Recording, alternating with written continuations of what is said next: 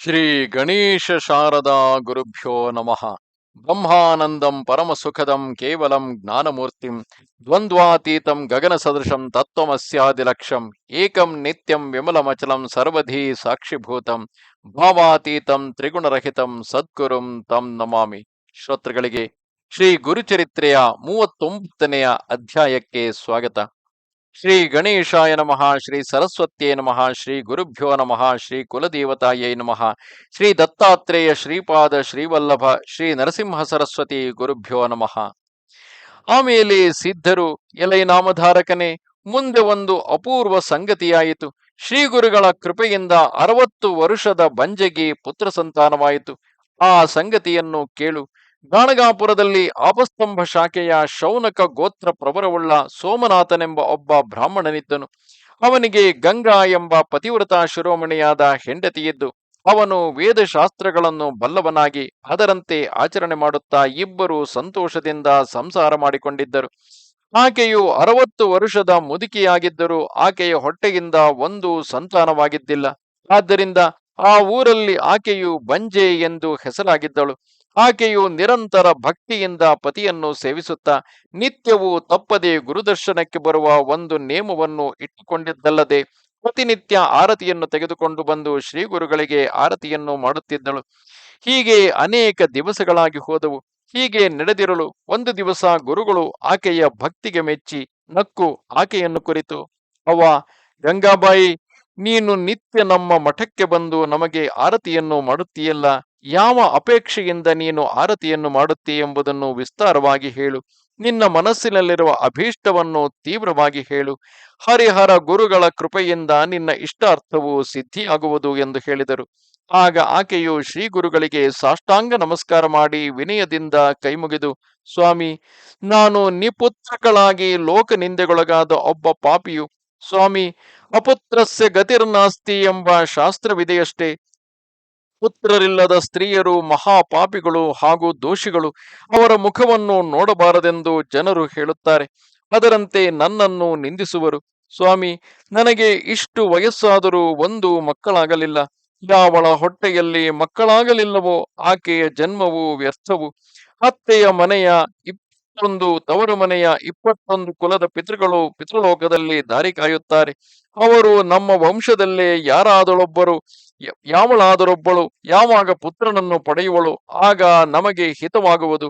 ಇಷ್ಟು ಅವನು ನಮ್ಮೆಲ್ಲರನ್ನು ಉದ್ಧರಿಸುವನು ಎಂದು ಚಿಂತಿಸುತ್ತಾ ತಮ್ಮ ವಂಶದಲ್ಲಿ ಪುತ್ರರಾಗುವ ಹಾದಿಯನ್ನು ನೋಡುತ್ತಿರುತ್ತಾರೆ. ಸ್ವಾಮಿ, ಪುತ್ರರಿಲ್ಲದವರ ಮನೆಯು ಸದಾ ಅಪವಿತ್ರವು. ಅವರಿಗೆ ಅರಣ್ಯ ದೂರವೆನಿಸುವುದಿಲ್ಲ. ಯಥಾರಣ್ಯಂ ತಥಾಗ್ರಹಂ ಎಂಬಂತೆ ಅವರ ಮನೆಯೇ ಅರಣ್ಯವಾಗಿ ಹೋಗುವುದು. ಅದರಂತೆ ನನ್ನ ಸ್ಥಿತಿಯು ಆಗಿರುವುದು. ಸ್ವಾಮಿ, ನಾನು ನಿತ್ಯ ನದಿ ಸ್ನಾನಕ್ಕೆ ಹೋದಾಗ ಅಲ್ಲಿ ಸಮಸ್ತ ಸ್ತ್ರೀಯರು ಆನಂದದಿಂದ ತಮ್ಮ ತಮ್ಮ ಮಕ್ಕಳನ್ನೆತ್ತಿಕೊಂಡು ಬರುವರು ಮತ್ತು ಆ ಮಕ್ಕಳನ್ನು ಬಗಲಲ್ಲಿ ಕೂರಿಸಿಕೊಂಡು ಮಲಗಿಸಿಕೊಂಡು ಮುದ್ದು ಕೊಟ್ಟು ಪ್ರೀತಿಯಿಂದ ನಾನಾ ತರದ ಆಟಗಳನ್ನು ಆಡಿಸುವರು. ಸ್ವಾಮಿ, ಮಂದಭಾಗ್ಯಳಾದ ನನ್ನ ಹಣೆಯಲ್ಲಿ ಬ್ರಹ್ಮನು ಹಾಗೆ ಬರೆದಿಲ್ಲ. ಅಂದ ಮೇಲೆ ನನಗೆ ಆ ಸುಖವು ಹೇಗೆ ಬಂದಿತು? ನನ್ನ ಹೊಟ್ಟೆ ಸುಡಲಿ, ಬಗಲಲ್ಲಿ ಕೂರಿಸಿಕೊಂಡು ಆಡಲಿಕ್ಕೆ ನನಗೆ ಮಕ್ಕಳಿಲ್ಲ. ಈ ಜಗತ್ತಿನಲ್ಲಿ ನಾನು ಜನಿಸಿ ನನ್ನ ಜನ್ಮವು ವ್ಯರ್ಥವಾಯಿತು. ನಾನು ಗಂಡಸೂ ಅಲ್ಲ ಹೆಂಗಸೂ ಅಲ್ಲ ಎಂಬ ಸ್ಥಿತಿಯಾಗಿದೆ. ಏನು ಮಾಡಲಿ? ಪುತ್ರ ಪೌತ್ರರಿದ್ದವರಿಗೆ ಪರಲೋಕದಲ್ಲಿ ಉತ್ತಮ ಗತಿಯಾಗುವುದು. ಮಕ್ಕಳಿಲ್ಲದವರು ಪಿಂಡ ಇಲ್ಲದವರಾಗಿ ಅಧೋಗತಿಯನ್ನು ಹೊಂದುವರು. ಸ್ವಾಮಿ, ಇನ್ನು ನನಗೆ ಈ ಜನ್ಮವು ಸಾಕು. ನನಗೆ 60 ವರ್ಷಗಳಾದವು. ಇನ್ನಂತೂ ಮಕ್ಕಳಾಗುವುದಿಲ್ಲ. ಈಗ ತಾವು ನನ್ನ ಮೇಲೆ ಪೂರ್ಣ ಅಂತಃಕರಣ ಮಾಡಿ ಮುಂದಾದರೂ ನನಗೆ ಉತ್ತಮ ಜನ್ಮ ಬರುವಂತೆ ವರವನ್ನು ಕೊಡಿರಿ. ಸ್ವಾಮಿ, ನನ್ನ ಮನಸ್ಸಿನಲ್ಲಿ ಪುತ್ರವತಿಯಾಗಬೇಕೆಂದು ಪೂರ್ಣ ವಾಸನ ಇದೆ. ಆದ ಕಾರಣ ಆ ಮುಂದಿನ ಜನ್ಮದಲ್ಲಾದರೂ ನನಗೆ ಪುತ್ರರಾಗುವಂತೆ ವರವನ್ನು ದಯಪಾಲಿಸಿರಿ ಎಂದು ಬೇಡಿಕೊಂಡಳು. ಆಕೆಯ ಮಾತು ಕೇಳಿ ಶ್ರೀ ಗುರುಗಳು ನಕ್ಕು, ಕೆಲವು ಪತಿವ್ರತೆಯೇ, ಮುಂದಿನ ಜನ್ಮವನ್ನು ಯಾರು ತಿಳಿಯುವರು? ಒಂದು ವೇಳೆ ಆಗ ನಿನಗೆ ಹಿಂದಿನ ಜನ್ಮದ ಸ್ಮರಣೆಯಾದರೂ ಹೇಗೆ ಉಳಿದೀತು? ಗಂಗಾಬಾಯಿ, ನೀನು ನಿತ್ಯವೂ ನೇಮದಿಂದಲೂ ಭಕ್ತಿಯಿಂದಲೂ ಬಂದು ನಮಗೆ ಆರತಿಯನ್ನು ಮಾಡುತ್ತಿರುವುದರಿಂದ ನಮಗೆ ಬಹಳ ಸಂತೋಷವಾಗಿದೆ. ಆದ್ದರಿಂದ ಇನ್ನು ಮೇಲೆ ನಿನಗೆ ನಿಶ್ಚಯವಾಗಿ ಇದೇ ಜನ್ಮದಲ್ಲಿಯೇ ಸುಲಕ್ಷಣ ಕನ್ಯಾ ಪುತ್ರರು ಜನಿಸುವರು. ಈ ವಿಷಯವಾಗಿ ನೀನು ಏನು ಚಿಂತೆ ಮಾಡಬೇಡ. ಈ ನನ್ನ ವಚನವು ಸತ್ಯವೆಂದು ತಿಳಿ ಎಂದು ಹೇಳಿದರು. ಅವರ ಮಾತು ಕೇಳಿ ಆಕೆಯು ಇದು ಉತ್ತಮ ಶಕುನವೆಂದು ತನ್ನ ಸೆರಗಿಗೆ ಗಂಟು ಹಾಕಿಕೊಂಡು ಕೈಮುಗಿದು, ಸ್ವಾಮಿ ಕೃಪಾಸಿಂಧುವೆ, ನನ್ನ ಮಾತನ್ನು ಕೇಳಿರಿ. ಈಗ ನನಗೆ 60 ವರ್ಷಗಳಾಗಿದ್ದು ನಾನು ರಜಸ್ವಲೆ ಸಹ ಆಗುವುದಿಲ್ಲ. ಅಂದ ಮೇಲೆ ನನಗೆ ಮಕ್ಕಳಾಗುವ ಬಗೆ ಹೇಗೆ? ಸ್ವಾಮಿ, ನಾನು ಮಕ್ಕಳ ದಶೆಯಿಂದ ಇವತ್ತಿನವರೆಗೆ ಭಕ್ತಿಯಿಂದ ನಾನಾ ತರದ ವ್ರತಗಳನ್ನು, ನಾನಾ ತೀರ್ಥಯಾತ್ರೆಗಳನ್ನು, ಅನೇಕ ದೇವರ ಪೂಜೆಯನ್ನು ಮಾಡಿದೆನು. ಮತ್ತು ಅನೇಕ ಜನರು ನನಗೆ ಅಶ್ವತ್ಥ ಪ್ರದಕ್ಷಿಣೆ ಮಾಡು, ಅದರಿಂದ ನಿನಗೆ ಮಕ್ಕಳಾಗಿ ನಿನ್ನ ಅಪೇಕ್ಷೆಯು ಪೂರ್ಣವಾಗುವುದು ಎಂದು ಹೇಳಿದರು. ಅದರಂತೆ ನಾನು ನನಗೆ ಪುತ್ರನು ಹುಟ್ಟುವನು ಎಂದು ಭರವಸೆ ಹಿಡಿದು ಬಹು ದಿವಸಗಳಿಂದ ಅಶ್ವತ್ಥ ಪೂಜೆ, ಪ್ರದಕ್ಷಿಣೆ ಮುಂತಾದ ಸೇವಾ ಕಾರ್ಯ ಮಾಡುವುದರೊಳಗೆ ನನ್ನ ಜನ್ಮವು ಹೋಯಿತು.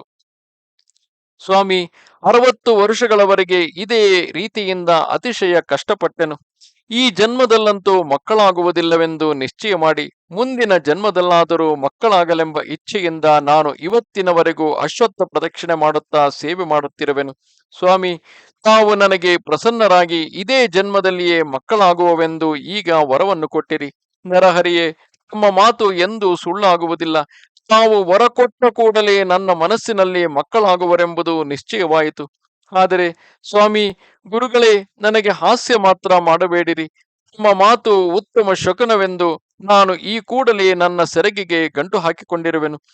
ನನಗೆ ಮುಂದಿನ ಜನ್ಮದಲ್ಲಾದರೂ ಮಕ್ಕಳಾಗಬೇಕೆಂಬ ಇಚ್ಛೆಯಿಂದ ಇನ್ನೂ ಅಶ್ವತ್ಥ ಸೇವೆ ಮಾಡುತ್ತಿರುವೆನು. ಸ್ವಾಮಿ, ತಾವು ಇದೇ ಜನ್ಮದಲ್ಲಿಯೇ ಕನ್ಯಾ ಪುತ್ರರು ಆಗುವರೆಂದು ವರವನ್ನು ಕೊಟ್ಟಿರಿ. ಮಕ್ಕಳ ದೆಸೆಯಿಂದ ಇವತ್ತಿನವರೆಗೆ ಅಶ್ವತ್ಥ ಸೇವೆ ಮಾಡಿ ಬಹಳ ಕಷ್ಟಪಟ್ಟೆನು. ಆ ಅಶ್ವತ್ಥ ನಾರಾಯಣನು ನನಗೇನು ಕೊಟ್ಟನು? ಎಲ್ಲವೂ ವ್ಯರ್ಥವಾಯಿತು. ಅಶ್ವತ್ಥವನ್ನು ಪೂಜಿಸುವುದು ಮೂರ್ಖತನವು. ದೈವದಲ್ಲಿ ಇಲ್ಲದ್ದನ್ನು ಅವನಾದರೂ ಎಲ್ಲಿಂದ ಕೊಡುವನು ಎಂದು ಹೇಳಿದಳು. ಆಕೆಯ ಮಾತು ಕೇಳಿ ಶ್ರೀ ಗುರುಗಳು ನಕ್ಕು, ಗಂಗಾಬಾಯಿ, ಅಶ್ವತ್ಥ ಸೇವೆಯಿಂದ ಮಹಾಪುಣ್ಯವುಂಟು. ಆ ಸೇವೆಯು ಎಂದೂ ವ್ಯರ್ಥವಾಗುವುದಿಲ್ಲ. ಅಶ್ವತ್ಥವನ್ನು ನಿಂದಿಸಬೇಡ. ಅದರ ಸೇವೆಯಿಂದ ಅನಂತ ಪುಣ್ಯ ಬರುವುದು. ನಾನೇ ಆ ಅಶ್ವತ್ಥವೆಂದು ತಿಳಿದು ಸೇವೆಯನ್ನು ಮಾಡು. ಅದರಿಂದ ನಿನಗೆ ಮಕ್ಕಳಾಗುವರು. ಕೆಲವು ಸ್ತ್ರೀಯೇ, ಈಗ ನೀನು ನನ್ನ ಮಾತು ಕೇಳಿ ಭೀಮಾ ಅಮರಜ ಸಂಗಮಕ್ಕೆ ಹೋಗು.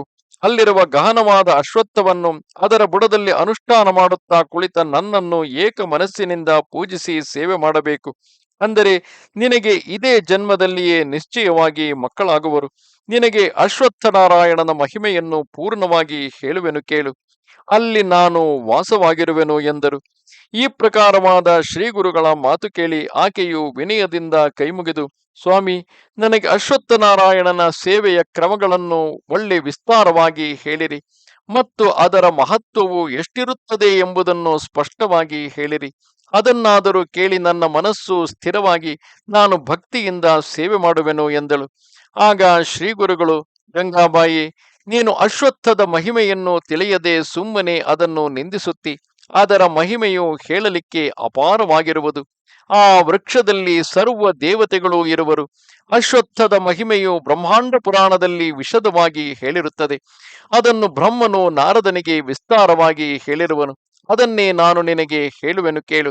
ಒಂದಾನೊಂದು ದಿವಸ ಬ್ರಹ್ಮಪುತ್ರನು ತ್ರಿಲೋಕ ಸಂಚಾರಿಯೂ ಆದ ನಾರದನು ಅಶ್ವತ್ಥ ವೃಕ್ಷದ ಬಗ್ಗೆ ಬ್ರಹ್ಮನನ್ನು ಕೇಳಿ ಸಂಚಾರ ಮಾಡುತ್ತಾ ಒಂದು ಋಷ್ಯಾಶ್ರಮಕ್ಕೆ ಬಂದನು.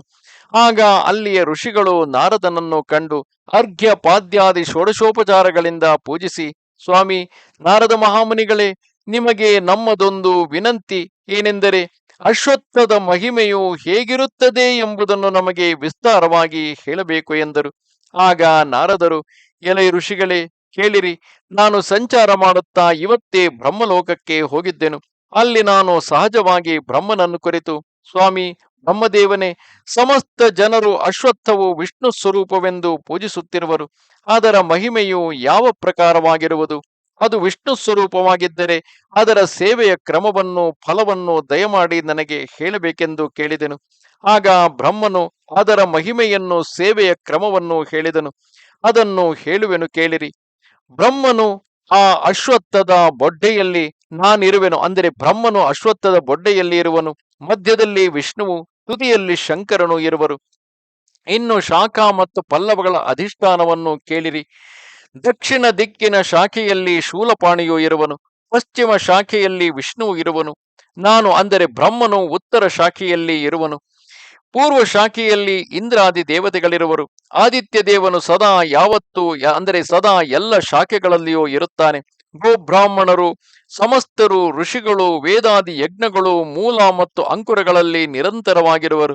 ಮತ್ತು ಸಮಸ್ತ ನದಿ ತೀರ್ಥಗಳು ಉಪ್ಪು ನೀರಿನ ಮೊದಲಾದ ಸಪ್ತ ಸಮುದ್ರಗಳು ನಿರಂತರವಾಗಿ ಪೂರ್ವ ಶಾಖೆಗಳಲ್ಲಿ ಇರುವವು. ಎಲೆ ಋಷಿಗಳಿರ, ಈ ಪ್ರಕಾರ ಅಶ್ವತ್ಥ ವೃಕ್ಷವಿದೆ. ಆಕಾರವು ಮೂಲ ಸ್ಥಾನವು, ಉಕಾರವು ಬೊಡ್ಡೆ ಹರಿ ಟೊಂಗೆಗಳು, ಮಕಾರವು ಫಲ ಪುಷ್ಪಗಳು. ಈ ಪ್ರಕಾರ ಅಶ್ವತ್ಥವು ಓಂಕಾರ ಸ್ವರೂಪವಾಗಿರುವುದು. ಅದರಲ್ಲಿ ಅಷ್ಟ ವಸುಗಳು ಏಕಾದಶ ರುದ್ರರು ಇರುವರು. ತ್ರೈಮೂರ್ತಿಗಳು ಎಲ್ಲಿ ಇರುವರೋ ಅಲ್ಲಿ ಸರ್ವ ದೇವತೆಗಳು ಇರುವರು. ಈ ಪ್ರಕಾರವಾಗಿರುವ ಅಶ್ವತ್ಥನಾರಾಯಣನ ಮಹಿಮೆಯನ್ನು ವರ್ಣಿಸಲಿಕ್ಕೆ ಯಾರು ತಾನೇ ಶಕ್ತರಾದಾರು? ಆದ್ದರಿಂದ ಅದಕ್ಕೆ ಕಲ್ಪವೃಕ್ಷವೆಂದು ಹೆಸರು ಬಂದಿದೆ ಎಂದು ಬ್ರಹ್ಮನು ನಾರದನಿಗೆ ಹೇಳಿದನು. ಕೆಲವು ಸ್ತ್ರೀಯೇ, ಮುಂದೆ ಕೇಳು. ನಾರದನು ಮತ್ತೆ, ಎಲೆ ಋಷಿಗಳೇ, ಯಾವ ಗಿಡದಲ್ಲಿ ತ್ರೈಮೂರ್ತಿಗಳು ವಾಸವಾಗಿರುವರೋ ಅದರ ಮಹಿಮೆಯನ್ನು ಎಷ್ಟೆಂದು ತಾನೇ ಹೇಳಲಿ? ಅದನ್ನು ಭಕ್ತಿಯಿಂದ ಸೇವಿಸಿದರೆ ತೀವ್ರವಾಗಿ ಕಾರ್ಯಸಿದ್ಧಿಯಾಗುವುದು ಎಂದು ಬ್ರಹ್ಮನು ಹೇಳಿದನು ಎಂದನು. ಆಗ ಋಷಿಗಳು ನಾರದನನ್ನು ಕುರಿತು ವಿನಯದಿಂದ, ಸ್ವಾಮಿ ನಾರದರೆ, ಅಶ್ವತ್ಥನ ಸೇವೆ ಪೂಜೆಯನ್ನು ಹೇಗೆ ಮಾಡಬೇಕು ಹೇಳಿರಿ. ಹಿಂದಕ್ಕೆ ನಾವು ಒಂದು ದಿವಸ ಅಥರ್ವಣ ಋಷಿಯನ್ನು ಕೇಳಿದ್ದೆವು. ಆಗ ಅವರು ಒಂದು ರೀತಿಯಾಗಿ ಹೇಳಿದ್ದರು. ಸ್ವಾಮಿ ನಾರದರೆ, ನೀವು ಸರ್ವಧರ್ಮಗಳನ್ನು ಬಲ್ಲವರು, ಬ್ರಹ್ಮರ್ಷಿಗಳು. ಆದ್ದರಿಂದ ಅಶ್ವತ್ಥ ಸೇವೆಯ ಹಾಗೂ ಪೂಜೆಯ ವಿಧಾನವನ್ನು ನಮಗೆ ವಿಸ್ತಾರವಾಗಿ ಹೇಳಬೇಕು ಎಂದರು. ಆಗ ನಾರದನು, ಎಲೆ ಋಷಿಗಳೇ, ಬ್ರಹ್ಮನು ನನಗೆ ಯೋಗ್ಯ ರೀತಿಯಾಗಿ ಹೇಳಿದ ಅಶ್ವತ್ಥ ಪೂಜೆ ಹಾಗೂ ಸೇವೆಯ ವಿಧಾನವನ್ನು ನಿಮಗೆ ಹೇಳುವೆನು. ಏಕಚಿತ್ತದಿಂದ ಕೇಳಿರಿ. ಚೈತ್ರ ಆಷಾಢ ಪುಷ್ಯ ಮಾಸಗಳಲ್ಲಿಯೂ ಗುರು ಶುಕ್ರ ಹಸ್ತಕಾಲಗಳಲ್ಲಿಯೂ ಚಂದ್ರಬಲ ಇಲ್ಲದಾಗಲೂ ಅಶ್ವತ್ಥ ಸೇವೆಗೆ ಆರಂಭ ಮಾಡಬಾರದು. ಉಳಿದ ಮಾಸಗಳಲ್ಲಿ ಚಂದ್ರಬಲ, ಉತ್ತಮ ವಾರ, ತಿಥಿ, ನಕ್ಷತ್ರ, ಯೋಗ, ಕರಣ ಮೊದಲಾದವುಗಳನ್ನು ನೋಡಿ ಆ ದಿವಸ ಪೂಜೆ ಮಾಡುವ ತನಕ ಉಪವಾಸದಿಂದಿದ್ದು ಶುಚಿರ್ಭೂತರಾಗಿ ಅಶ್ವತ್ಥ ಸೇವೆಗೆ ಆರಂಭ ಮಾಡಬೇಕು. ರವಿ ಸೋಮ ಶುಕ್ರವಾರಗಳಲ್ಲಿ ಮತ್ತು ಸಂಕ್ರಾಂತಿ ಕಾಲದಲ್ಲಿ ಸರ್ವಥಾ ಅಶ್ವತ್ಥವನ್ನು ಮುಟ್ಟಬಾರದು. ಮತ್ತು ಸಂಧಿರಾತ್ರಿ, ಋಕ್ ತಿಥಿ, ಪರ್ವಣಿ, ವ್ಯತಿಪಾತ, ದುರ್ದಿನ, ವೈದ್ರತಿ, ಅಪರಾಹ್ನ ಕಾಲಗಳಲ್ಲಿಯೂ ಸಹ ಅಶ್ವತ್ಥವನ್ನು ಮುಟ್ಟಬಾರದು. ಅಶ್ವತ್ಥ ಸೇವೆ ಆರಂಭ ಮಾಡುವ ದಿವಸ ಪ್ರಾತಃಕಾಲಕ್ಕೆ ಎದ್ದು ಸುಳ್ಳು ಮಾತು, ಜೂಜಿನ ಮಾತು, ನಿಂದೆಯ ಮಾತು, ಪಾಖಂಡವಾದದ ಮಾತು ಆಡದೆ ಹರ್ಷದಿಂದಲೂ ಮೌನದಿಂದಲೂ ಇರಬೇಕು. ಆಮೇಲೆ ಸಚೈಲ ಸ್ನಾನ ಮಾಡಿ ಮಡಿಯ ನಿರ್ಮಲ ವಸ್ತ್ರವನ್ನುಟ್ಟು ಗಂಡಸರು ಹಣೆಗೆ ಗಂಧವನ್ನು ಹಚ್ಚಿಕೊಂಡು ಸುವಾಸಿನಿ ಸ್ತ್ರೀಯರು ಅರಿಶಿನ ಕುಂಕುಮಾದಿಗಳನ್ನು ಹಚ್ಚಿಕೊಂಡು ತಮ್ಮ ಯೋಗ್ಯತಾನುಸಾರ ಅಲಂಕೃತರಾಗಿ ಆ ವೃಕ್ಷದ ಸುತ್ತಲೂ ಗೋಮಯದಿಂದ ಸಾರಿಸಿ ರಂಗೋಲಿಯಿಂದ ಸ್ವಸ್ತಿಕಾದಿ ಶ್ರೀಕಾರ ಶಂಖ ಪದ್ಮಗಳನ್ನು ಬರೆದು ಅವುಗಳಲ್ಲಿ ಪಂಚವರ್ಣದ ಪುಡಿಗಳನ್ನು ತುಂಬಿ ಆಮೇಲೆ ಗಂಗಾ ಯಮುನಾ ಎಂಬ 2 ಕಲಶಗಳಲ್ಲಿ ನೀರು ತುಂಬಿ ತಂದು ಆ ಪದ್ಮದ ರಂಗೋಲಿಯ ಮೇಲೆ ಇಡಬೇಕು. ಮತ್ತು ಪೂಜೆಯ ಹಾಗೂ ಆಚಮ್ಯದ ಸಲುವಾಗಿ ಬೇರೆ ನೀರನ್ನು ತಂದಿರಬೇಕು. ಆಮೇಲೆ ಪುಣ್ಯಾಹವಾಚಕ ಪೂರ್ವಕವಾಗಿ ಸಂಕಲ್ಪ ಮಾಡಿ ಮನಸ್ಸಿನಲ್ಲಿರುವ ಕಾಮ್ಯವನ್ನು ಉಚ್ಚರಿಸಿ ಆ ಕಲಶಗಳನ್ನು ಷೋಡಶೋಪಚಾರ ವಿಧಿಯಿಂದ ಪೂಜಿಸಬೇಕು. ಆಮೇಲೆ ಆ ಗಂಗಾ ಯಮುನಾ ಕಲಶಗಳನ್ನು ತೆಗೆದುಕೊಂಡು ಅಶ್ವತ್ಥಕ್ಕೆ ಸ್ನಾನ ಮಾಡಿಸಬೇಕು. ಆ ಕಲಶಗಳಲ್ಲಿ ಮತ್ತೆ 7 ಸಾರೆ ನೀರು ತುಂಬಿ 7 ಸಾರೆ ಈ ಪ್ರಕಾರ ಅಶ್ವತ್ಥಕ್ಕೆ ಸ್ನಾನ ಮಾಡಿಸಬೇಕು. ಆಮೇಲೆ ಪೂಜೆ ಮಾಡುವವರು ಮತ್ತೊಮ್ಮೆ ಸ್ನಾನ ಮಾಡಿ ಆ ಅಶ್ವತ್ಥದಲ್ಲಿ ತ್ರೈಮೂರ್ತಿ ಮೊದಲಾದ ದೇವತೆಗಳನ್ನು ಆವಾಹಿಸಿ ಪುರುಷ ಸೂಕ್ತದಿಂದ ಅಶ್ವತ್ಥಕ್ಕೆ ಅಭಿಷೇಕ ಮಾಡಿ ಷೋಡಶೋಪಚಾರ ವಿಧಿಯಿಂದ ಪೂಜಿಸಬೇಕು. ಆಮೇಲೆ ವಿಷ್ಣುಮೂರ್ತಿಯನ್ನು ಧ್ಯಾನಿಸಬೇಕು. ಹೇಗೆಂದರೆ ಅಷ್ಟ ಭುಜಗಳು ಉಳ್ಳಂತಹ, ಆ ಅಷ್ಟ ಕೈಗಳಲ್ಲಿ ಶಂಖ ಚಕ್ರ ಗದಾ ಪದ್ಮ ವರದ ಹಸ್ತವುಳ್ಳಂತಹ, ಖಡ್ಗ ಖೇಟಕ ಧನುರ್ಬಾಣಗಳನ್ನು ಧರಿಸಿದಂತಹ, ಪೀತಾಂಬರಧಾರಿಯಾದಂತಹ, ಸದಾ ಲಕ್ಷ್ಮೀ ಸಹಿತನಾಗಿರುವಂತಹ ವಿಷ್ಣುವೆ ಎಂದು ಧ್ಯಾನಿಸಿ ಷೋಡಶೋಪಚಾರದಿಂದ ಆ ವೃಕ್ಷವನ್ನು ಪೂಜಿಸಬೇಕು. ಅಶ್ವತ್ಥವು ನಿಶ್ಚಯವಾಗಿ ತ್ರೈಮೂರ್ತಿಗಳ ಸ್ಥಾನವಾಗಿರುತ್ತದೆ. ಶಿವಭಕ್ತಿಯ ಹೊರತು ಸ್ಥಳವಿಲ್ಲ. ಆದ್ದರಿಂದ ಅದರಲ್ಲಿ ಸಮಸ್ತ ದೇವತೆಗಳನ್ನು ಆವಾಹಿಸಿ ವಿಧಿ ಪ್ರಕಾರ ಪೂಜಿಸಬೇಕು. ಆಮೇಲೆ ಆ ವೃಕ್ಷಕ್ಕೆ ವಸ್ತ್ರದಿಂದಾಗಲಿ ದಾರದಿಂದಾಗಲಿ ಸುತ್ತಬೇಕು. ಆಮೇಲೆ ಮತ್ತೆ ಸಂಕಲ್ಪ ಮಾಡಿ ಕಾಮ್ಯವನ್ನು ಉಚ್ಚರಿಸಿ ಪ್ರದಕ್ಷಿಣೆ ಹಾಕಲಿಕ್ಕೆ ಆರಂಭ ಮಾಡಬೇಕು.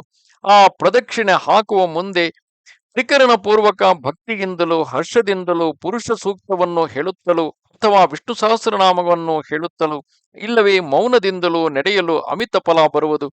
ಪೂರ್ಣ ಗರ್ಭಿಣಿ ಸ್ತ್ರೀಯು ಪೂರ್ಣ ತುಂಬಿದ ಕೊಡವನ್ನು ಹೊತ್ತುಕೊಂಡು ಎಷ್ಟು ಮೆಲ್ಲಗೆ ನಡೆಯುತ್ತಾಳೋ ಅಷ್ಟು ಮೆಲ್ಲಗೆ ನಡೆಯುತ್ತಲೂ ಶುದ್ಧ ಭಾವದಿಂದ ಪ್ರದಕ್ಷಿಣೆ ಹಾಕಬೇಕು. ಈ ಪ್ರದಕ್ಷಿಣೆಯ ಒಂದೊಂದು ಹೆಜ್ಜೆಗೆ ಅಶ್ವಮೇಧ ಮಾಡಿದ ಪುಣ್ಯದಷ್ಟು ಫಲ ಬರುವುದು. ಅಂದು ಪ್ರದಕ್ಷಿಣೆ ಮುಗಿದ ಬಳಿಕ ನಡುವೆ ಒಂದು ನಮಸ್ಕಾರವನ್ನು ಮಾಡಬೇಕು. ದಿನಾಲು ಶಕ್ತಿ ಇದ್ದಷ್ಟು ಪ್ರದಕ್ಷಿಣೆ ಹಾಕುವ ನಿಯಮವನ್ನು ಇಟ್ಟುಕೊಳ್ಳಬೇಕು. ಮೊದಲಿನ ದಿನ ಮಾತ್ರ ಈ ಮೊದಲು ಹೇಳಿದ ವಿಧಿಯಿಂದ ಅಶ್ವತ್ಥವನ್ನು ಪೂಜಿಸಿ ಪ್ರದಕ್ಷಿಣೆ ಹಾಕಬೇಕು. ಉಳಿದ ದಿವಸ ಕೇವಲ ಷೋಡಶೋಪಚಾರದಿಂದ ಪೂಜಿಸಿ ಪ್ರದಕ್ಷಿಣೆ ಹಾಕಬೇಕು. ಅದರ ಮಹಿಮೆಯನ್ನು ಹೇಳುತ್ತೇನೆ ಕೇಳಿರಿ ಎಂದು ನಾರದರು ಋಷಿಗಳಿಗೆ ಹೇಳುತ್ತಾರೆ. ಅವ್ವ ಗಂಗಾಬಾಯಿ, ನೀನು ಚಿತ್ತಗೊಟ್ಟು ಕೇಳು. ನಾರದರು ಹೇಳುವರು, ಎಲೈ ಋಷಿಗಳೇ, ಬ್ರಹ್ಮಹತ್ಯಾ ಪಾತಕಕ್ಕೆ ಪ್ರಾಯಶ್ಚಿತ್ತವಿಲ್ಲದಿದ್ದರೂ ಅಶ್ವತ್ಥಕ್ಕೆ ಭಕ್ತಿಯಿಂದ ವಿಧಿ ಪ್ರಕಾರ 2,00,000 ಪ್ರದಕ್ಷಿಣೆ ಹಾಕಿದರೆ ಆ ಬ್ರಹ್ಮಹತ್ಯಾ ಪಾಪವೂ ಕೂಡ ನಾಶವಾಗುವುದು. ತ್ರೈಮೂರ್ತಿಗಳು ವಾಸ ಮಾಡಿದಂತಹ ಸ್ಥಳದ ಪ್ರದಕ್ಷಿಣೆಯ ಫಲವನ್ನು ಎಷ್ಟೆಂದು ತಾನೇ ಹೇಳಲಿ. ಗುರುತಲ್ಪ ಗಮನಾದಿ ಸಮಸ್ತ ಪಾಪಗಳು ನಾಶವಾಗುವವು ಮತ್ತು ನಾನಾ ತರದ ದೋಷಗಳು ರೋಗಗಳು ನಿಶ್ಶೇಷವಾಗಿ ಪರಿಹಾರವಾಗುವವು. ಹಾಗೂ ವಿಧಿ ಪ್ರಕಾರ ಉತ್ತಮ ರೀತಿಯಿಂದ 2,00,000 ಪ್ರದಕ್ಷಿಣೆ ಹಾಕಿದರೆ ಕೋಟಿಗಟ್ಟಲೆ ಸಾಲವಿದ್ದರೂ ತೀರುವುದು. ವಿಧಿ ಪ್ರಕಾರ 1,000 ಪ್ರದಕ್ಷಿಣೆ ಹಾಕಿದರೆ ಅದರ ಪುಣ್ಯದಿಂದ ಜನನ ಮರಣ ಮುಪ್ಪು ರೋಗ ಸಂಸಾರ ತಾಪ ಭಯ ಮುಂತಾದವುಗಳು ನಾಶವಾಗುವವು ಮತ್ತು ಶನಿ ಮುಂತಾದ ಗ್ರಹಗಳ ಪೀಡೆಯಾಗುವುದಿಲ್ಲ. ಮಕ್ಕಳ ಅಪೇಕ್ಷೆ ಉಳ್ಳವರು ತ್ರಿಕರಣ ಪೂರ್ವಕ ಭಕ್ತಿಯಿಂದ ವಿಧಿ ಪ್ರಕಾರ ಪ್ರದಕ್ಷಿಣೆ ಹಾಕಿದರೆ ಅವರು ಖಂಡಿತವಾಗಿಯೂ ತೀವ್ರವಾಗಿಯೂ ಮಕ್ಕಳನ್ನು ಪಡೆಯುವರು ಮತ್ತು ಅವರಿಗೆ ಅಶ್ವತ್ಥನು ಚತುರ್ವಿಧ ಪುರುಷಾರ್ಥಗಳನ್ನು ಕೊಡುವನು. ಕಾಮ್ಯವು ತೀವ್ರವಾಗುವುದು. ಎಲೈ ಋಷಿಗಳೇ, ಇದರಲ್ಲಿ ನೀವು ಏನೂ ಸಂಶಯ ಮಾಡಬೇಡಿರಿ. ಶನಿವಾರ ದಿವಸ ಅಶ್ವತ್ಥವನ್ನು ಹಿಡಿದು ಮಹಾಮೃತ್ಯುಂಜಯ ಜಪ ಮಾಡಿದರೆ ಅದರಿಂದ ಆ ಮನುಷ್ಯನು ಕಾಲ ಮೃತ್ಯುವನ್ನು ಗೆದ್ದು ಸುಖಿಯಾಗುವನು. ಅವರಿಗೆ ಅಪಮೃತ್ಯುವಿನ ಭಯವಂತೂ ಇಲ್ಲವೇ ಇಲ್ಲ. ಅವರು ನಿಶ್ಚಯವಾಗಿ ಪೂರ್ಣಾಯುಷಿಯಾಗುವರು. ಅವರಿಗೆ ಶನಿ ಪೀಡೆಯಾಗುವುದಿಲ್ಲ. ಆಗ ಅಶ್ವತ್ಥನನ್ನು ಪ್ರಾರ್ಥಿಸುತ್ತಿರಬೇಕು. ಹೇಗೆಂದರೆ, ಮೂಲತೋ ಬ್ರಹ್ಮರೂಪಾಯ ಮಧ್ಯತೋ ವಿಷ್ಣು ರೂಪಿಣಿ ವಿಕ್ರತೋ ಶಿವರೂಪಾಯ ವೃಕ್ಷರಾಜಾಯ ತೇ ನಮಃ ಎಂಬ ಶ್ಲೋಕವನ್ನು, ಆಮೇಲೆ ಶನಿಯ 10 ಹೆಸರುಗಳುಳ್ಳ ಕೋಣಸ್ಥಃ ಪಿಂಗಲೋ ಬಭ್ರುಹು ಕೃಷ್ಣೋ ರೌದ್ರಾಂತಕೋ ಯಮಃ ಶೌರಿಹಿ ಶನೈಶ್ವರೋ ಮಂದಃ ಪಿಪ್ಪಲಾದೇವ ಸಂಸ್ಥಿತಃ ಈ ಶ್ಲೋಕವನ್ನು ಹೇಳಿಕೊಳ್ಳಬೇಕು. ಅದರಿಂದ ಶನಿ ಪೀಡೆಯು ಪರಿಹಾರವಾಗುವುದು. ಎಲೈ ಋಷಿಗಳಿರ, ಈ ಪ್ರಕಾರ ದೃಢ ಭಕ್ತಿ ಹಾಗೂ ದೃಢ ಚಿತ್ತಗಳಿಂದ ಅಶ್ವತ್ಥ ಸೇವೆಯನ್ನು ಮಾಡಿ ಅವರ ಮನಸ್ಸಿನ ಕಾಮನೆಗಳನ್ನು ಅದರಿಂದ ಅವರ ಮನಸ್ಸಿನ ಕಾಮನೆಗಳು ತೀವ್ರವಾಗಿ ಪೂರ್ಣವಾಗುವವು. ಅದರಲ್ಲಿ ಮಕ್ಕಳ ಫಲವಂತೂ ತೀವ್ರವಾಗುವುದು. ಅಮಾವಾಸ್ಯೆ ಮತ್ತು ಗುರುವಾರಗಳಲ್ಲಿ ಅಶ್ವತ್ಥ ಛಾಯೆಯು ಬಿದ್ದ ನೀರಿನಲ್ಲಿ ಸ್ನಾನ ಮಾಡಿದವನ ಬ್ರಹ್ಮಹತ್ಯಾದಿ ಪಾತಕಗಳು ನಾಶವಾಗುವವು. ಅಶ್ವತ್ಥದ ಬುಡದಲ್ಲಿ ಒಬ್ಬ ಬ್ರಾಹ್ಮಣನಿಗೆ ಊಟಕ್ಕೆ ಹಾಕಿದರೆ 1,000,000 ಮಂದಿ ಬ್ರಾಹ್ಮಣರನ್ನು ಉಣಿಸಿದಷ್ಟು ಫಲವು ಬರುವುದು. ಅಶ್ವತ್ಥದ ಬುಡದಲ್ಲಿ ಕುಳಿತು ಯಾವನಾದರೂ ಮಂತ್ರವನ್ನು ಒಮ್ಮೆ ಜಪಿಸಿದರೆ ಮತ್ತು ವೇದ ಪಠಣವನ್ನು ಮಾಡಿದರೆ ಅದರಿಂದ ಅನಂತ ಫಲವು ಬರುವುದು. ಭಕ್ತಿಯಿಂದ ಅಶ್ವತ್ಥವನ್ನು ಸ್ಥಾಪಿಸಿದವನು ತನ್ನ 42 ಕುಲಗಳ ಪಿತೃಗಳು ನರಕದಲ್ಲಿದ್ದರೆ ಅವರನ್ನು ನಿರಂತರ ಸ್ವರ್ಗದಲ್ಲಿ ಇರಿಸುವನು. ಅಶ್ವತ್ಥವನ್ನು ಛೇದಿಸಿದವನ 42 ಕುಲಗಳ ಪಿತೃಗಳು ಸ್ವರ್ಗದಲ್ಲಿದ್ದರೆ ಅವರು ನರಕದಲ್ಲಿ ಬೀಳುವರು. ಮುಂದೆ ಅವನು ನರಕವನ್ನು ಹೊಂದುವನು. ಅಶ್ವತ್ಥದ ಬುಡದಲ್ಲಿ ಕುಳಿತು ಹೋಮ ಮಾಡಿದರೆ ಅದರಿಂದ ಮಹಾಯಜ್ಞದ ಫಲವು ಬರುವುದಲ್ಲದೆ ಅಕ್ಷಯವಾದ ಪುಣ್ಯವು ಬರುವುದು ಮತ್ತು ಪುತ್ರಕಾಮ್ಯವು ತೀವ್ರವಾಗುವುದು. ಕೆಲವು ಸ್ತ್ರೀಯೇ, ಈ ಪ್ರಕಾರವಾಗಿರುವ ಅಶ್ವತ್ಥದ ಮಹಿಮೆಯನ್ನು ಬ್ರಹ್ಮನು ನಾರದನಿಗೆ ಹೇಳಿದನು. ಆ ನಾರದನಿಂದ ಆ ಋಷಿಗಳು ಕೇಳಿ ತಿಳಿದುಕೊಂಡರು. ಆಗ ನಾರದರು ಹೇಳುತ್ತಾರೆ, ಎಲೆ ಋಷಿಗಳೇ, ಪ್ರದಕ್ಷಿಣೆಯ 10ನೇ ಪಾಲು ಆಗಮೋಕ್ತ ವಿಧಾನ ಪೂರ್ವಕ ಹವನ ಮಾಡಬೇಕು. ಹವನದ 10 ಪಾಲು ಹರ್ಷದಿಂದ ಬ್ರಾಹ್ಮಣ ಭೋಜನ ಮಾಡಿಸಬೇಕು. ಬ್ರಹ್ಮಚರ್ಯದಿಂದಿದ್ದು ಹವಿಷ್ಯಾನ್ನವನ್ನುಂಡು ವ್ರತವನ್ನು ಮಾಡಬೇಕು. ಋಷಿಗಳೇ, ಆಮೇಲೆ ಉದ್ಯಾಪನೆಯನ್ನು ಮಾಡಬೇಕು. ಹೇಗೆಂದರೆ, ಶಕ್ತ್ಯಾನುಸಾರ ಬಂಗಾರದ ಅಶ್ವತ್ಥ ವೃಕ್ಷಗಳನ್ನು ಮಾಡಿಸಿ ಅದನ್ನು ವಿಧಿಪೂರ್ವಕ ಬ್ರಾಹ್ಮಣರಿಗೆ ದಾನ ಮಾಡಬೇಕು. ಆಮೇಲೆ ಆ ಗಿಡದ ಕೆಳಗೆ ಶಕ್ತ್ಯಾನುಸಾರ ಎಳ್ಳಿನ ರಾಶಿ ಹಾಕಿ ಅದರ ಮೇಲೆ ಬಿಳೆ ವಸ್ತ್ರವನ್ನು ಹೊಚ್ಚಿ ಯಥಾಶಕ್ತಿ ದಕ್ಷಿಣೆಯೊಡನೆ ಬ್ರಾಹ್ಮಣರಿಗೆ ದಾನ ಕೊಡಬೇಕು. ಎಂದು ನಾರದರು ಆ ಋಷಿಗಳಿಗೆ ಅಶ್ವತ್ಥ ಪೂಜಾ ವಿಧಾನವನ್ನು ಹೇಳಿದರು. ಅದರಂತೆ ಅವರು ಆಚರಣೆ ಮಾಡಿ ಸಕಲಾಭೀಷ್ಟಗಳನ್ನು ಹೊಂದಿದರು. ಕೆಲವು ಸ್ತ್ರೀಯಳೇ, ಅಶ್ವತ್ಥ ಮಹಿಮೆಯು ಈ ಪ್ರಕಾರವಾಗಿ ಇರುತ್ತದೆ. ಅತ್ಯಂತ ಭಾವ ಭಕ್ತಿ ಇದ್ದವರಿಗೆ ಇದರಿಂದ ತೀವ್ರ ಫಲವಾಗುವುದು. ಆದ್ದರಿಂದ ನೀನು ಮನಸ್ಸಿನಲ್ಲಿ ಯಾವ ಸಂಶಯವನ್ನು ಇಟ್ಟುಕೊಳ್ಳದೆ ಇದೇ ರೀತಿಯಾಗಿ ಸೇವೆ ಮಾಡು. ಭೀಮಾ ಅಮರಜ ಸಂಗಮದ ಹತ್ತಿರ ಭೀಮಾ ತೀರದಲ್ಲಿ ಆ ಅಶ್ವತ್ಥ ವೃಕ್ಷವಿದೆ. ಅದೇ ನಮ್ಮ ಸ್ಥಾನವೆಂದು ತಿಳಿದು ಒಂದೇ ಮನಸ್ಸಿನಿಂದ ಅದನ್ನು ಸೇವಿಸು. ಅದರಿಂದ ನಿನ್ನ ಉದರದಿಂದ ಕನ್ಯಾ ಪುತ್ರರು ಜನಿಸಿ ನಿನ್ನ ಇಚ್ಛೆಯು ತೀವ್ರವಾಗಿ ಪೂರ್ಣವಾಗುವುದು ಎಂದು ಹೇಳಿದರು. ಈ ಪ್ರಕಾರವಾದ ಶ್ರೀ ಗುರುಗಳ ಮಾತು ಕೇಳಿ ಆ ಸ್ತ್ರೀಯು ಅವರಿಗೆ ನಮಸ್ಕರಿಸಿ ಭಕ್ತಿ ಭಾವದಿಂದ ಕೈಮುಗಿದು ವಿನಂತಿ ಮಾಡಿಕೊಂಡಳು. ಸ್ವಾಮಿ, ನಾನು 60 ವರ್ಷದ ಬಂಜೆಯು. ಇನ್ನು ಮೇಲೆ ನನ್ನ ಹೊಟ್ಟೆಯಿಂದ ಮಕ್ಕಳು ಹೇಗೆ ಜನಿಸುವರು? ಆದರೆ ತಮ್ಮ ನಿಶ್ಚಯದ ಮಾತಿನಂತೆ ನಾನು ಅಶ್ವತ್ಥ ಸೇವೆಯನ್ನು ಮಾಡಬೇಕೆಂದು ಗೊತ್ತು ಮಾಡಿರುವೆನು. ಸ್ವಾಮಿ, ಗುರುವಾಕ್ಯವು ಕಾಮಧೇನುವಿನ ಸಮಾನವೆಂದು ಸಕಲ ವೇದ ಪುರಾಣಗಳು ಹೇಳುವವು. ಆದ್ದರಿಂದ ಈಗ ನಾನು ಅನುಮಾನ ಪಡದೆ ಅಶ್ವತ್ಥ ಸೇವೆಯನ್ನು ಮಾಡುವೆನು. ಆದರೆ ಸ್ವಾಮಿ ಗುರುಗಳೇ, ನಾನು ಇವತ್ತಿನವರೆಗೆ ಅನೇಕ ವೇಳೆ ಅಶ್ವತ್ಥ ಸೇವೆ ಮಾಡಿ ಮಾಡಿ ಮಾಡಿ ಬೇಸತ್ತಿದ್ದರಿಂದ ಸತ್ಯವಾಗಿ ನನಗೆ ಅದರಲ್ಲಿ ಪ್ರೀತಿ ಭಕ್ತಿಗಳು ಇಲ್ಲ. ನಿಮ್ಮ ಮಾತಿನಲ್ಲಿ ನಂಬಿಕೆಯನ್ನಿಟ್ಟು ನಿಮ್ಮ ಹಾಗೂ ಆ ಅಶ್ವತ್ಥದ ಸೇವೆಯನ್ನು ಮಾಡುವೆನು ಎಂದು ಹೇಳಿ ಆಕೆಯು ಹಾಗೆ ಗುರುಚರಣಕ್ಕೆ ನಮಿಸಿ ಅವರ ಅಪ್ಪಣೆಯನ್ನು ತೆಗೆದುಕೊಂಡು ಕೂಡಲೇ ಸಂಗಮಕ್ಕೆ ಹೋಗಿ ಷಟ್ಕುಲ ತೀರ್ಥದಲ್ಲಿ ಸ್ನಾನ ಮಾಡಿ ಅಶ್ವತ್ಥ ಸೇವೆಯನ್ನು ಮಾಡಹತ್ತಿದಳು. ಗುರುಗಳು ಹೇಳಿದ ರೀತಿಯಾಗಿ 3 ದಿವಸ ಹಗಲು ರಾತ್ರಿ ಆರಾಧನೆ ಮಾಡಿದಳು. ಆಕೆಯು ಈ ಪ್ರಕಾರ ಗುರುಗಳ ಆಜ್ಞೆಯಂತೆ 3 ದಿವಸ ಹಗಲು ರಾತ್ರಿ ಸೇವೆ ಮಾಡುತ್ತಿರಲು 3ನೆಯ ದಿವಸ ಆಕೆಗೆ ಒಂದು ಸ್ವಪ್ನ ಬಿತ್ತು. ಆ ಸ್ವಪ್ನದಲ್ಲಿ ಒಬ್ಬ ಬ್ರಾಹ್ಮಣನು ಬಂದು ಆಕೆಗೆ ಅಭಯವನ್ನು ಕೊಟ್ಟು, ಕೆಲವು ಸ್ತ್ರೀಯಳೇ ಕೇಳು, ಈಗ ನಿನ್ನ ಕಾರ್ಯವಾಯಿತು. ನಿನಗೊಂದು ಮಾತು ಹೇಳುವೆನು, ಅದರಂತೆ ಮಾಡು. ಇನ್ನು ಮೇಲೆ ನೀನು ಗಾಣಗಾಪುರಕ್ಕೆ ಹೋಗಿ ಅಲ್ಲಿ ಶ್ರೀ ಗುರುಗಳಿಗೆ 7 ಪ್ರದಕ್ಷಿಣೆಗಳನ್ನು ಮಾಡಿ ಆಮೇಲೆ ಭಕ್ತಿಯಿಂದ ನಮಸ್ಕಾರ ಮಾಡು. ಅಲ್ಲಿ ಅವರು ನಿನಗೇನು ಕೊಡುತ್ತಾರೋ ಅದನ್ನು ತೀವ್ರವಾಗಿ ತಿಂದುಬಿಡು. ಅದರಿಂದ ನಿನ್ನ ಇಷ್ಟಾರ್ಥವು ಪೂರ್ಣವಾಗುವುದು. ಮನಸ್ಸು ಗಟ್ಟಿ ಮಾಡಿಕೊಂಡು ತೀವ್ರವಾಗಿ ಹೋಗು ಎಂದು ಆ ಬ್ರಾಹ್ಮಣನು ಹೇಳಿ ಅಲ್ಲಿಯೇ ಅದೃಶ್ಯನಾದನು. ಈ ಪ್ರಕಾರ ಸ್ವಪ್ನವನ್ನು ಕಂಡು ಆಕೆಯು ಕೂಡಲೇ ಎಚ್ಚೆತ್ತು, ಈ ಅಶ್ವತ್ಥವು ಕಲ್ಪವೃಕ್ಷವಾಗಿರುತ್ತದೆ, ಕಲ್ಪಿಸಿದ ಫಲವು ತೀವ್ರವಾಗಿ ಆಯಿತು ಎಂದು ಬೆಳಗಾದ ಕೂಡಲೇ 4ನೇ ದಿವಸ ಮುಂಜಾನೆ ಗಾಣಗಾಪುರದಲ್ಲಿಯ ಗುರುಗಳ ಮಠಕ್ಕೆ ಬಂದು ಗುರುಗಳಿಗೆ ಹರ್ಷದಿಂದ 7 ಪ್ರದಕ್ಷಿಣೆಗಳನ್ನು ಹಾಕಿ ನಮಸ್ಕರಿಸಿದಳು. ಆಗ ಶ್ರೀ ಗುರುಗಳು ನಕ್ಕು ಆಕೆಗೆ 2 ಫಲಗಳನ್ನು ಕೊಟ್ಟು, ಗಂಗಾಬಾಯಿ, ಈಗ ನಿನ್ನ ಕಾರ್ಯವಾಯಿತು. ಸಂತೋಷದಿಂದ ಈ ಫಲಗಳನ್ನು ಭಕ್ಷಣ ಮಾಡು. ಈಗ ನೀನು ತೀವ್ರವಾಗಿ ಮನೆಗೆ ಹೋಗಿ ಊಟ ಮಾಡು. ಸತ್ಯವಾಗಿ ನಿನ್ನ ಇಚ್ಛೆಯು ಪೂರ್ಣವಾಗುವುದು. ನಿನಗೆ ಒಬ್ಬ ಕನ್ಯೆ ಒಬ್ಬ ಪುತ್ರನು ಆಗುವಂತೆ ಇವತ್ತಿನ ದಿವಸ ನಿನಗೆ ವರವನ್ನು ಕೊಟ್ಟೆನು.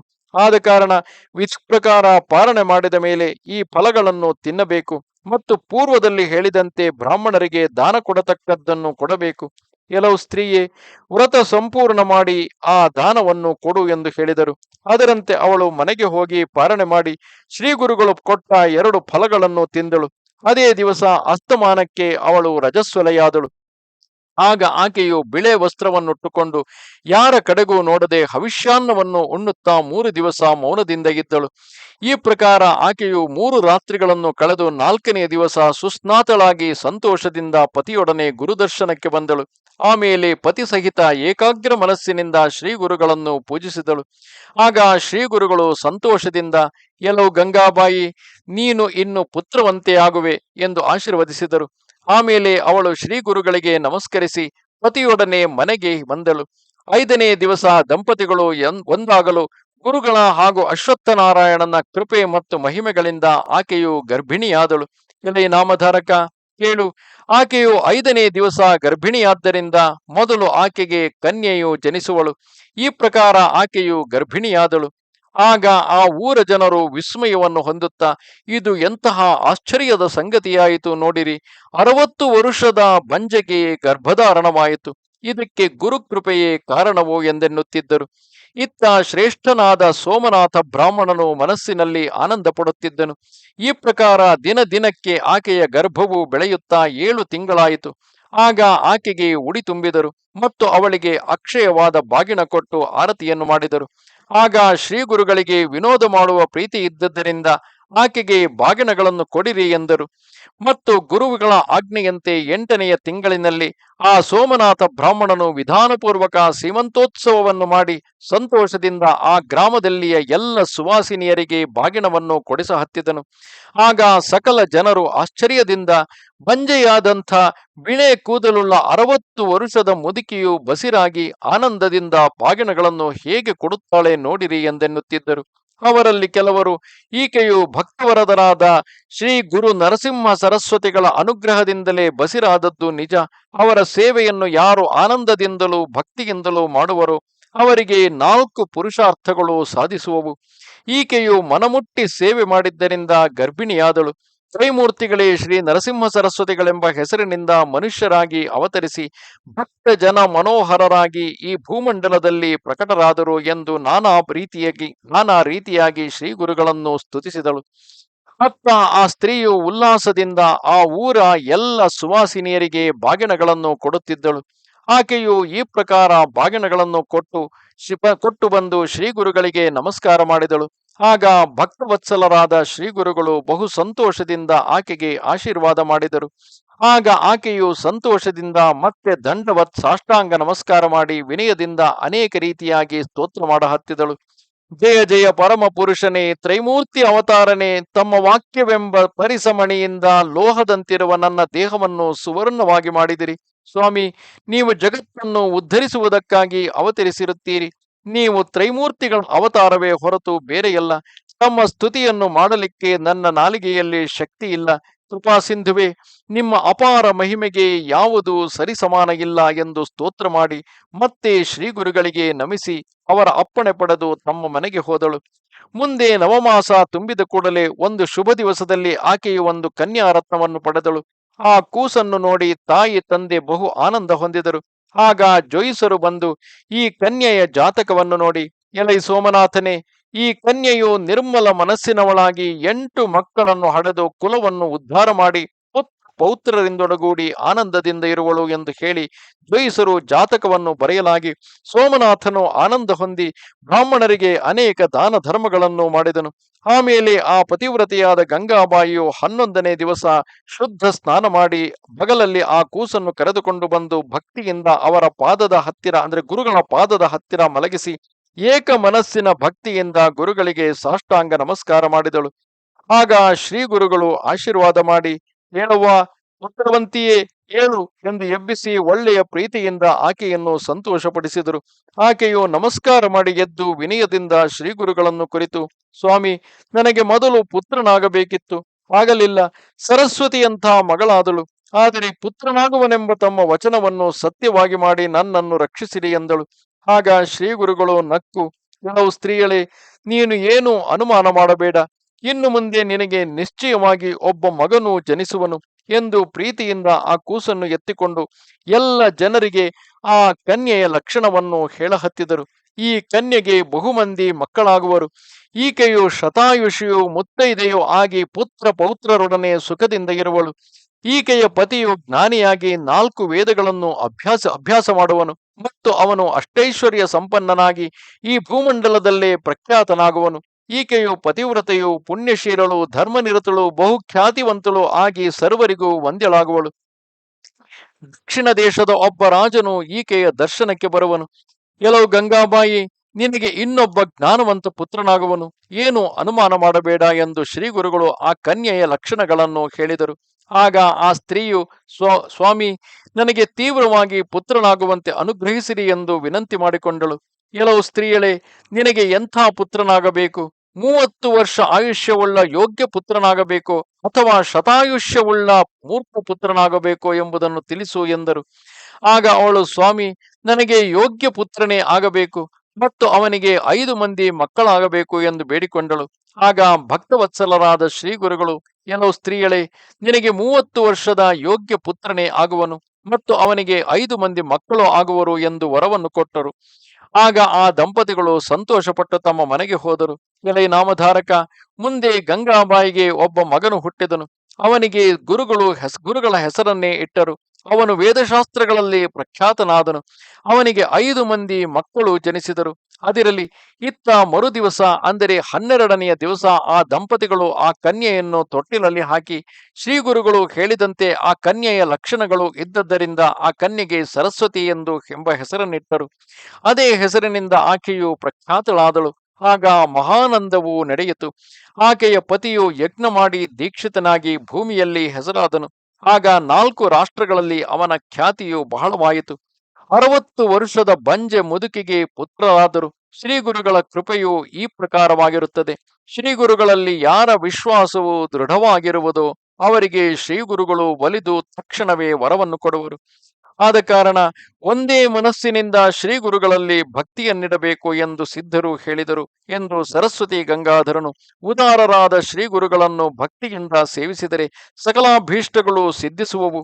ಯಾರು ಒಂದೇ ಭಾವದ ಭಕ್ತಿಯಿಂದ ಶ್ರೀ ಗುರುಗಳನ್ನು ಸೇವಿಸುತ್ತಾರೋ ಅವರಿಗೆ ದೈನ್ಯವು ಹೇಗೆ ಬಾಧಿಸುವುದು? ಅವರು ಬೇಡಿ ಬೇಡಿದ್ದನ್ನು ಶ್ರೀ ಗುರುಗಳು ಕೊಡುವರು. ಶ್ರೀ ಗುರುಗಳೆಂದರೆ ಕಾಮಧೇನುವೆಂದು ತಿಳಿಯಿರಿ. ಮನಸ್ಸಿನಲ್ಲಿ ಏನು ಅನುಮಾನ ಮಾಡಬೇಡಿರಿ. ಅವರು ಭಕ್ತ ಜನರು ಇಚ್ಛಿಸಿದ್ದೆಲ್ಲವನ್ನು ಕೊಡುವರು ಎಂದು ಗುರುಚರಿತ್ರೆಯನ್ನು ವಿಸ್ತಾರವಾಗಿ ಹೇಳಿದನು. ಹೀಗೆ ಶ್ರೀ ಗುರುಚರಿತಾಮೃತ ಈ 39ನೇ ಅಧ್ಯಾಯದಲ್ಲಿ ಬ್ರಾಹ್ಮಣ ಸ್ತ್ರೀಯಳಿಗೆ ಪುತ್ರನಾದ ಕಥೆಯನ್ನು ಅದ್ಭುತವಾಗಿ ಹೇಳಿದೆ. ಇತಿ ಶ್ರೀ ಗುರುಚರಿತ್ರ ಪರಮ ಕಥಾ ಕಲ್ಪತರೋ ಶ್ರೀ ನೃಸಿಂಹ ಸರಸ್ವತ್ಯೋಪಾಖ್ಯಾನೆ ಸಿದ್ಧ ನಾಮಧಾರಕ ಸಂವಾದೆ ವೃದ್ಧ ವಂದ್ಯ ಗಂಗಾ ನಾಮ ಸ್ತ್ರೀಯಸ್ಯ ಅಶ್ವತ್ಥ ಮಹಿಮಾ ಉಪದೇಶ ಕನ್ಯಾ ಪುತ್ರ ನಾಮ 19 ಶ್ರೀ ಗುರುನಾಥಾರ್ಪಣಮಸ್ತು. ನಮಸ್ತೆ ಶಾರದಾ ದೇವಿ ಕಾಶ್ಮೀರ ಪುರವಾಸಿನಿ ತ್ವಾಮಹಂ ಪ್ರಾರ್ಥಯೇ ನಿತ್ಯಂ ವಿದ್ಯಾದಾನಂಚ ದೇಹಿ ಮೇ. ನಮಸ್ಕಾರ.